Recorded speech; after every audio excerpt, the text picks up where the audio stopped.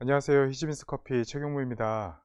이번 세 번째 시간에는 세상을 변화시키는 커피 히즈빈스에 대해서 소개시켜 드리도록 하겠습니다. 저희 회사는 장애인분들과 뗄래야 뗄 수 없는 회사입니다. 장애인분들에게 일자리를 제공하고 그분들과 함께 일하기 위해서 만들어진 회사이기 때문이죠. 그래서 선생님들 이야기를 좀 해드리려고 합니다. 첫 번째 선생님은요, 임이경 선생님이라는 분이신데요. 이분을 제가 처음 만난 건 이제 4년도 더 된 것 같습니다. 4년도 더 됐는데, 이분은 조금 다른 분들이랑 좀 특별하게 채용이 됐어요. 이분 같은 경우는, 뭐 성인이 되셨지만 장애인 학교에 다닐 수 있거든요. 장애인 학교 전공반에 계실 때, 저희 그 회사에 직업 체험하러 오셨어요. 그 장애인 학교하고 협업을 해가지고, 6개월 동안 직업 체험을 할 수 있도록 프로그램을 제공하고 있었는데 그곳에서 처음 만났습니다. 근데 이분은 20대 중반이 되셨거든요, 지금. 근데 그때도 그렇지만 지금도 그렇고 너무 수줍음이 많으세요. 너무 수줍음이 많으셔서 다른 사람한테 말을 걸기는커녕 다른 사람이 말을 걸면 대답을 하는 것도 조금 어려워하셨습니다. 근데 그런 분이셨는데 처음에는 제가 인사를 드렸을 때 선생님께서 대답을 못 하시는 거예요. 그래서 저는 제가 맨 처음에 내가 좀 사납게 얘기했나? 아니면 내가 조금 선생님한테 친절하지 못했나? 이런 걱정을 할 정도로 선생님께서 이렇게 웃기만 하시고 눈빛을 피하시고 이러셨어요. 그랬는데 한 6개월 정도 됐을까요? 그 정도 시간이 지나니까 선생님께서 이제 대답은 해주시더라고요. 안녕하세요 선생님, 이렇게 말씀드리면 안녕하세요 이렇게 작게 이야기를 하시더라고요. 이제 조금씩 시간이 지나니까 조금씩 마음이 열리시는구나. 이제 조금씩 나한테도 말을 걸어 주실 수 있겠구나 이렇게 생각을 했어요. 근데 그때까지도 한 번도 저한테 먼저 말을 거시거나 하신 적은 한 번도 없어요. 그렇게 일을 하고 있는데 시간이 또 몇 개월 지났죠. 그렇게 되니까 어느 날은 선생님이랑 같이 일을 하고 있었습니다. 매니저는 이렇게 주문을 받으시고 선생님은 메뉴를 만드시고 저는 이제 뒤에서 설거지를 하고 있었어요. 설거지를 하고 있는데 누가 제 어깨를 톡톡 건드리는 거예요. 저는 매니저님인 줄 알았어요. 왜냐면 선생님께서 저한테 말을 거신 적이 없으니까요. 그래서 이렇게 돌아봤는데 선생님이 계시는 거예요. 그래서 저는 깜짝 놀랐죠. 네네 선생님. 뭐 도와드릴까요? 뭐 필요하신 거 있으세요? 뭐 하실 말씀 있으세요? 그랬더니 선생님께서 라떼아트를 알려달라고 하는 거예요. 그 라떼아트가 뭐냐면 우유를 따뜻하게 데워서 그 우유로 커피에 예쁘게 이제 그림을 그리는 걸 라떼아트라고 하는데 기본적으로 뭐 하트, 나뭇잎, 뭐 로제타, 백합 뭐 이런 것도 여러 가지가 있죠. 그거를 선생님께서 만들고 싶으셨나 봐요. 잘하고 싶으셨나 봐요. 교육을 해드릴 때 교육을 해드리지만 그게 이제 생각보다 이제 완성도 있게 하기가 어려운 기술이어서 커피 배워보신 분들이거나 커피 배우는 곳에 가보시면 아시겠지만 라떼아트 반이 따로 이렇게 배정되어 있을 정도로 숙달되고 이렇게 하기가 어려운 기술입니다. 선생님이 그걸 하고 싶으셨던 거예요. 그래서 저한테 알려달라고 하셨어요. 네 선생님 당연히 알려드려야죠. 이러면서 선생님한테 라떼아트를 알려드렸어요. 이렇게 우유 스팀은 이렇게 하고요. 에스프레소를 들 때는 살짝 기울여서 이렇게, 그리고 반 정도 찼을 때 뭐 이렇게 최대한 자세하게 알려드렸어요. 제가 아는 선에서, 제가 할 수 있는 범위 내에서. 그랬더니 선생님이 감사하다고 하시더라고요. 그리고 나서 이제 그 후에도 말은 적극적으로 해주실 줄 알았어요. 이제 시작이구나. 이제 선생님 기다리니까 드디어 나한테 마음을 여시는구나. 이렇게 생각을 했는데, 뭐 그 후에도 사실은 뭐 그런 경우는 많지 않았어요. 근데 그렇게 라떼아트를 알려드리고 나서 그 후로 선생님이 이제 저한테 카톡을 보내기 시작하셨어요. 카톡을 보내시는데 라떼아트 사진을 맨 처음에 딱 보내주셨거든요. 이제 혼자 연습하신 거죠. 저 없고 뭐 이렇게 할 때. 그 사진 찍어서 이렇게 만들었어요 하고 보내주시는 거예요. 처음 받았던 사진은 뭐랄까요, 조금은 추상적이었어요. 제 예술적인 감각이 없어서 그런지 제가 이해하기는 조금 난해한 그런 그림의 라떼아트가 왔었습니다. 선생님, 굉장히 잘 하셨는데, 말을 더듬으면서, 카톡마저도 그렇게 이제 설명을 드렸어요. 이렇게 하시면 조금 더 좋아지실 것 같아요. 이렇게 설명을 드렸죠. 그때부터 시작이었습니다. 계속 보내세요. 라떼아트 사진을. 하루에 2번 보내실 때도 있고요. 뭐, 일주일에 1번 보내실 때도 있고요. 뭐, 매일 보내시기도 하고요. 이렇게 해서. 이렇게 꾸준히 보내시는데, 그게 처음에는 그렇게 보내다가, 마실 줄 알았어요. 왜냐면 라떼아트가 생각보다 어려워서 뭐 일반인 직원들도 사실은 잘하기가 쉽지 않은 기술이니까. 그런데 그렇게 보내신 게 2년이 넘었어요. 2년이 넘었고 그 얼마 전에 라떼아트 사진을 쭉 선생님 처음 보내신 것부터 지금 최근 보낸 것까지 쭉 보다 보니까 선생님께서 점점 나아지는 모습을 보이시는 거예요. 발전하는 모습을 한눈에 볼 수 있더라고요. 그거 보면서 선생님이 발전하시는 모습을 보니까 저도 더 알려드리고 싶고, 그리고 선생님이 카톡으로도 계속 알려달라고 하시고, 그렇게 2년이 지났고 지금 사진 한 장을 보여드리겠습니다. 이게 며칠 전에 저한테 보내주신 거예요. 어떠세요? 여러분 보시기에 이렇게 결 많고 이렇게 예쁜 하트가 나오기가 쉽지가 않거든요. 근데 선생님께서는 이제는 이렇게 라떼아트를 하세요. 이 정도면 라떼아트 전문가라고 할 수 있지 않을까요? 그리고 선생님이 정말 성실하시고 커피에 대한 열정이 정말 높다고 생각되는 게, 이분이 지금은 양덕에서 근무를 하고 계시는데 기본적으로 2~3시간 전에 출근을 하세요. 2~3시간 전에 나오셔서 뭘 하시냐면 그 커피를 한 잔 시켜놓고 거기에서 커피 이론 교육 공부를 하십니다. 책이 정말 동그라미가 안 쳐지는 부분이 없을 정도로 동그라미 치시면서 뭐 커피는 어떻게 추출을 해야 되고 몇 초에 추출을 해야 되고 이 원두 그것은 어떤 특징을 가지고 있고 이런 것들을 정말 열심히 공부하세요. 그 모습을 보면서 조금만 더 기다리면 조금만 더 기다리면 이분이 이제 나중에는 장애인 선생님들에게, 그리고 장애인 바리스타들, 그리고 새로 공부하시는 분들, 그리고 기존에 일하시는 분들한테 강사로서 일을 할 수 있겠구나, 강사로서 그분들한테 알려드릴 수 있겠구나 라는 생각이 들었어요. 물론 아직까지도 저한테 직접 이렇게 얼굴 보면서 이야기하는 게 편해하시지는 않는 게 느껴집니다. 전보다는 뭐 훨씬 더 편해지셨죠, 당연히. 라떼아트는 이렇게 만드는 거고 먼저 가까이 와서 어떻게 하는지 보시기도 하시고요.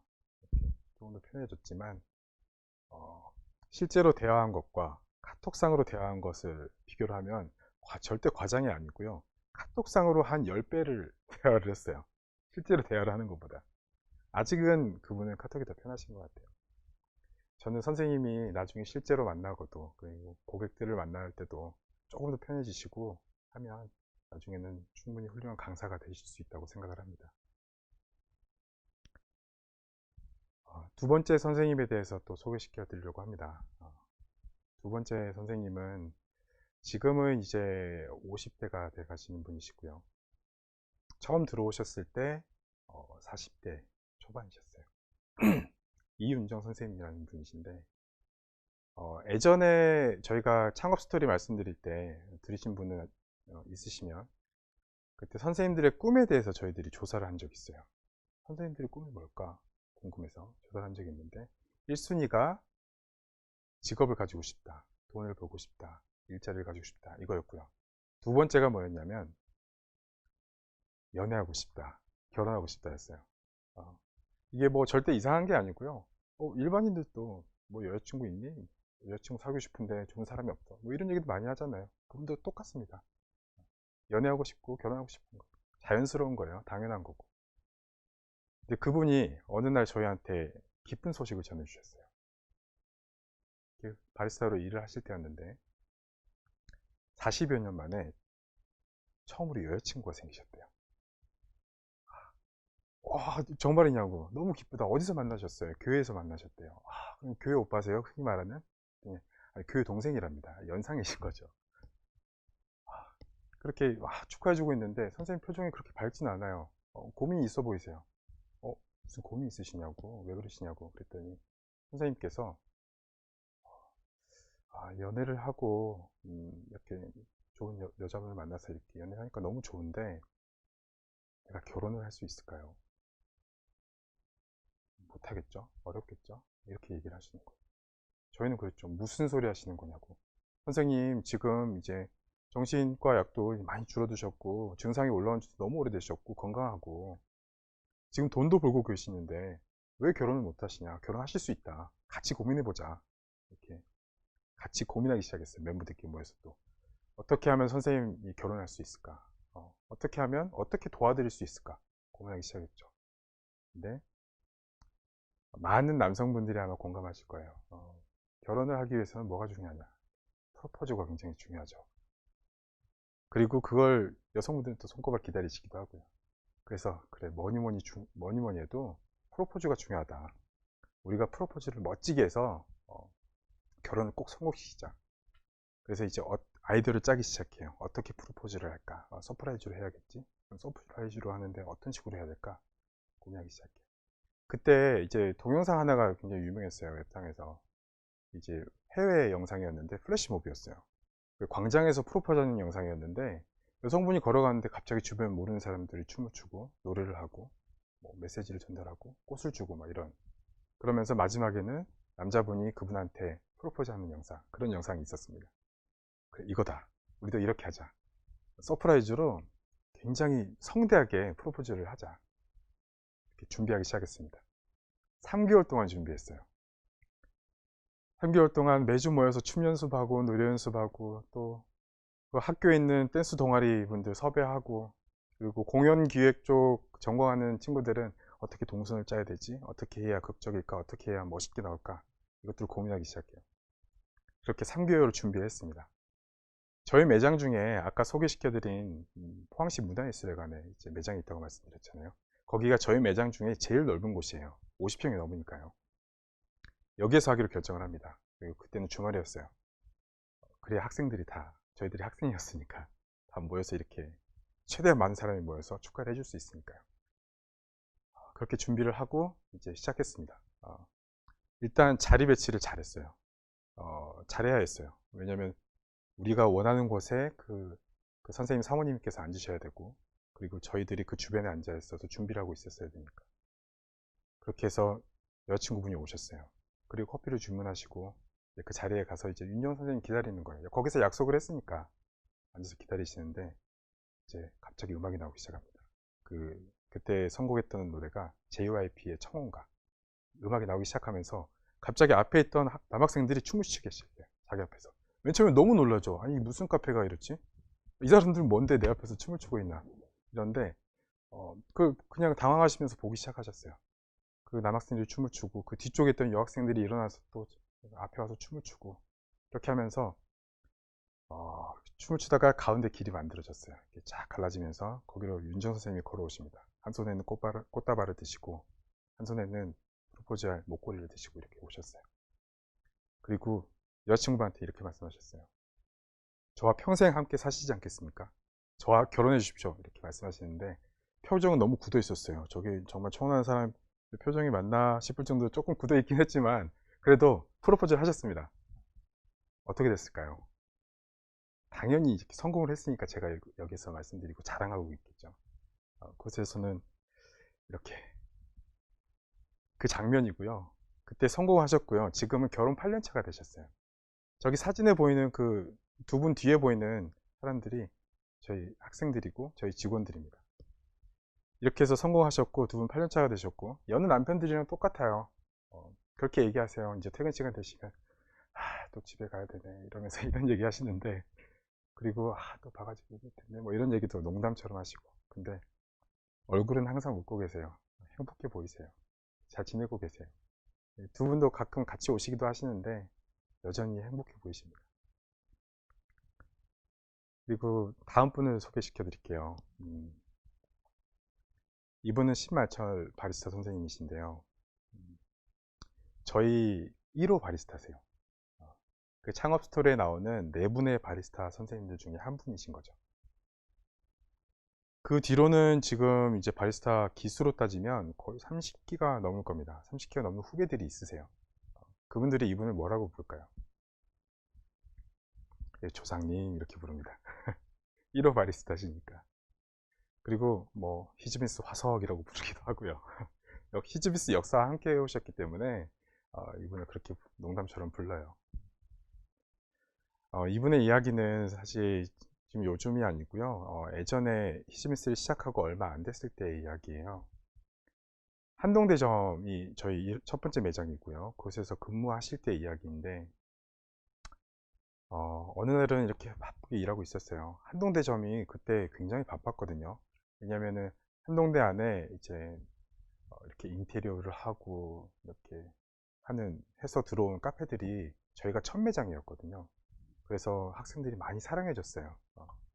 그래서 이제 막 줄 서서 먹고 있는데 주문을 하고 하는데 한 학생이 와서 주문을 했습니다. 여학생이었어요. 히즈미스 아메리카노 한 잔 주십시오. 이렇게 얘기했어요. 네, 알겠습니다. 좀 잠깐만 기다려 주세요. 이렇게 말씀드렸는데 그럼 조금 머뭇거리시더니 이렇게 얘기하시더라고요. 매니저님 말고 혹시 옆에 계시는 우리 만철 선생님, 선생님께서 만들어 주시면 안 될까요? 왜 그러시죠? 혹시 뭐 어떤 문제가 있나요? 이렇게 물어봤더니 어, 저분이 제가 히즈미스 커피를 너무 좋아하는데 저분이 만들어 주실 때 제일 맛있더라고요. 저분이 내려주셨으면 좋겠어요. 라고 하시는 거예요. 그 얘기를 듣는데 매니저도 너무 놀랐고요. 그다음에 특히 만철 선생님께서 표정이 바뀌셨어요. 너무 환한 미소를 지으시면서 잠깐만 기다리세요 하시는데 어깨가 약간 이렇게 귀까지 올라오셨어요. 이렇게 가서 정말 멋지게 커피를 내리시는데 저는 세계 챔피언인 줄 알았습니다. 바리스타 챔피언. 그렇게 기쁘게 멋지게 이렇게 커피를 내셔서 그분한테 커피를 드리면서 한마디 하셨어요. 맛없으면 환불해 드리겠습니다. 자신감 있게 이렇게 얘기하시더라고요. 매니저는 동의하지 않았지만 어쨌든 환불해 주시겠다고 이렇게 얘기하시면서 주셨어요. 그분이 그 앞에서 한 잔 드셨어요. 너무 역시 맛있네요. 감사합니다. 이렇게 하고 하셨어요. 그날 업무가 끝나고 만철 선생님이랑 잠깐 이야기를 나눴어요. 만철 선생님이 그렇게 얘기하시더라고요. 내가 43년을 살면서 오늘이 가장 행복하다. 왜 사는지 알겠다. 정말 힘들고 약 때문에 힘들고 증상 때문에 너무 힘들 때도 많았지만 43년 동안 살면서 오늘이 가장 행복하고 앞으로 나 계속 바리스타 하면서 계속 세상에서 제일 맛있는 커피 고객들한테 주고 싶다. 그래서 열심히 할 거다. 라고 이야기하시는 거예요. 그러면서 그 선생님의 표정은 정말 세상에서 가장 행복한 표정을 짓고 계셨고 정말 의욕이 넘치는 표정을 하고 있었어요. 이분은 지금은 이제는 아쉽게도 저희랑 일하고 계시진 않아요.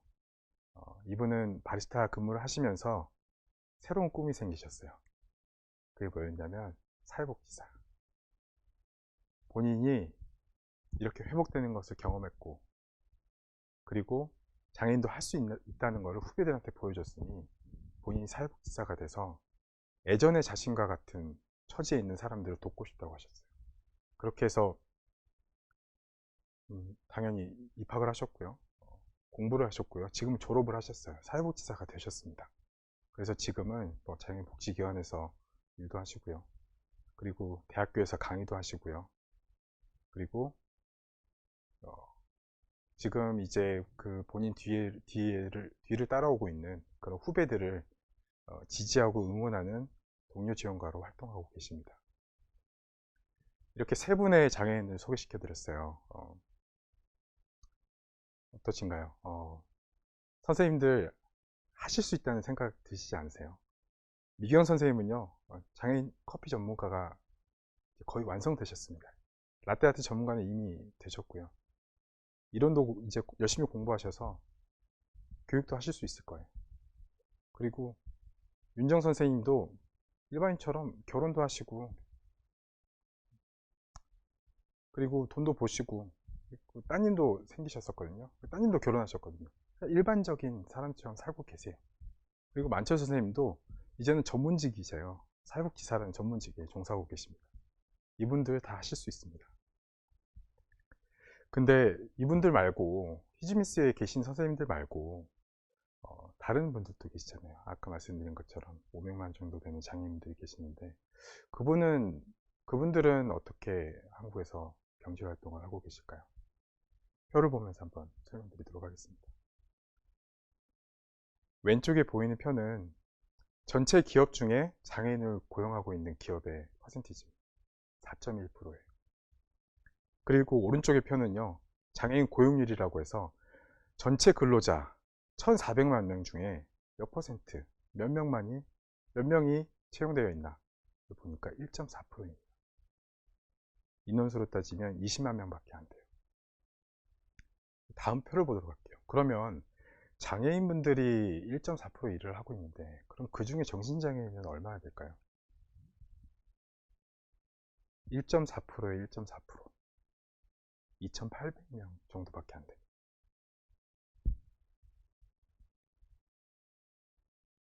그러면 저희들은 그럼 이분들이 이렇게 2,800명 되는 거 왜 이거밖에 안 될까를 알아보기 시작했어요. 그래서 알아봤더니 한국에 직업유지라는 게 있습니다. 정신장애인 직업유지요. 3개월 이상 근무를 했을 때 직업이 유지됐다라고 보고요. 대한민국으로 보면 18.3%. 3개월 이상 근무하시는 분들이 만약 100명이 취업을 하면 그 중에 80명 이상은 3개월을 유지하지 못하시는 거예요. 그리고 그만두시거나 해고되시거나 이렇게 하시는 거죠. 그럼 OECD 국가들은 어떨까요? 나름 이제 사회복지 쪽으로 이렇게 발전된 곳들이죠. 50%입니다. 그래도 한국에 비해서는 많이 높습니다. 2배가 넘으니까요. 그래서 이 표를 보면서 저희들은 궁금해졌어요. 그럼 히즈빈스는 직업 유지율이 몇 퍼센트가 될까? 90%였습니다. 한국의 약 5배 정도. 저희들이 이렇게 이런 성과를 내면서 사실은 여러 곳에서 좀 주목을 받기도 했습니다. 세계 정신보건대회에서 우수 사례로 발표가 되기도 했고요. 미국의 학술지에 논문으로 게재가 되기도 했고요. 그 다음에 한국의 언론들에게 주목을 받기도 했습니다. 근데 이게 왜 가능했을까? 그걸 저희도 또 분석을 해보기 시작했습니다. 첫 번째는 7단계 바리스타 전문가 양성 과정입니다. 잠시만요. 여기 다시 해야 될 것 같은데요. 전무가로 되어 있네요.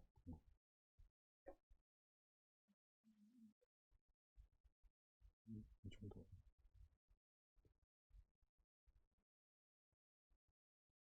이게 어떻게 가능한가에 대해서 알아보기 시작했습니다. 저희들은 나름대로 만들어 놓은 7단계 전문가 양성 과정이 있습니다. 첫 번째는 가치 교육을 통해서 이분들에게 동기부여하고요. 전문가로 양성하기 위해서 이론 교육을 하고요. 그리고 음식을 취급하는 곳이기 때문에 철저하게 위생 교육을 합니다. 그리고 고객을 응대하기 때문에 서비스를 제공을 하고요. 이렇게 교육을 해서 7단계 교육을 마치고 나면 최종 평가를 하게 돼요.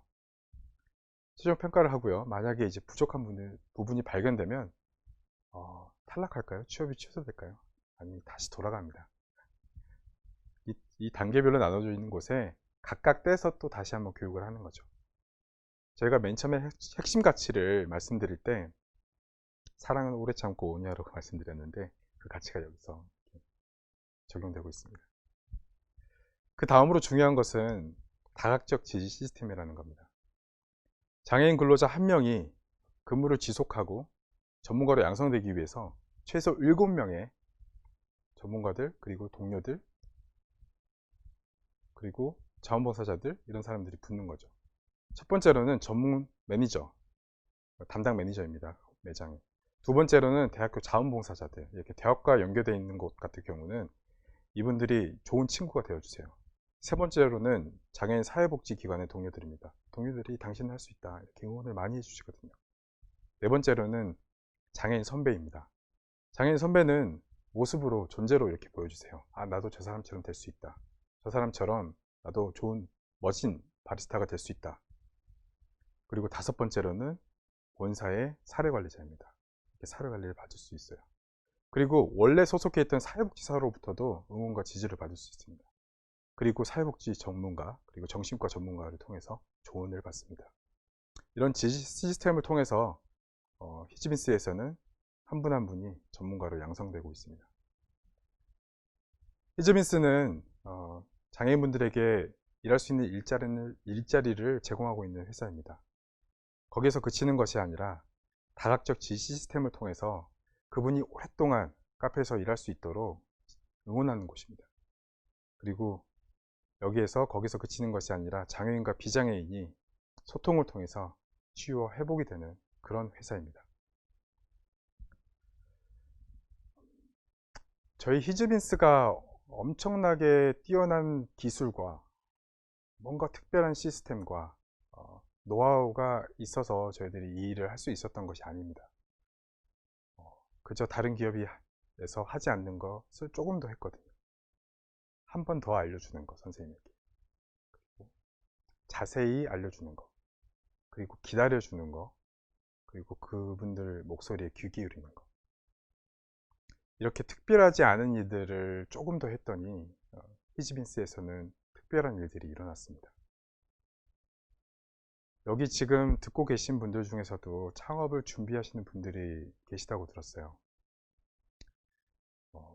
그분들이 조금 알아주셨으면 좋겠는 거, 그런 거는 히즈빈스가 지금까지 있을 수 있었던 이유가, 그리고 지금까지 유지될 수 있었던 이유, 12년 동안 그 이유는 저는 그렇게 생각합니다. 히즈빈스와 비전, 그리고 히즈빈스의 가치에 고객들, 그리고 여러 기업들이 공감해 줬기 때문이라고 생각을 합니다. 처음에는 포스코에서, 포항시에서, 한동대에서, 그리고 히즈빈스를 계속해서 찾아주는 고객들, 그리고 지금까지도 우리와 협업하고 있는 기업들이 저희 가치와 비전에 공감해 주고 있기 때문에 지금까지 잘 성장할 수 있었다고 생각을 합니다. 여러분이 목표를 세우셨다면 그 목표가 꼭 이루어지기를 바랍니다. 그리고 여러분들이 생각하는 가치가 서비스와 제품을 통해서 고객들에게 전달되기를 원합니다.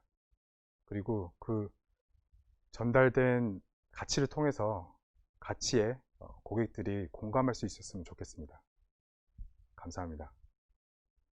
그런데 사회적 기업 선정이 어려운가요? 서류가 많을까요? 네, 사회적 기업으로 이제 되려면 이제 몇 가지 조건들이 있어요. 유형이 한 5가지 정도 되는데요. 뭐 일자리 제공형, 사회 서비스 제공형, 뭐 혼합형, 창의 혁신형 이렇게 해가지고 한 가지 더가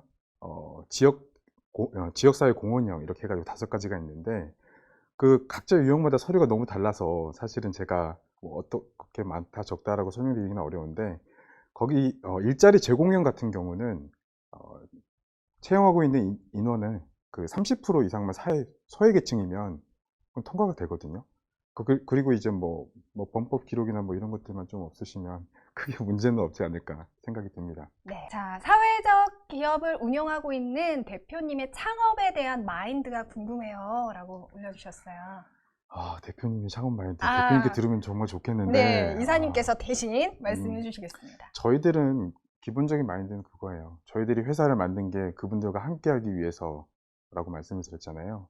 그러면 모든 결정에 있어서 그분들과 같이 하는 거, 그분들의 의견을 물어보는 거, 이게 가장 중요하다고 생각을 합니다.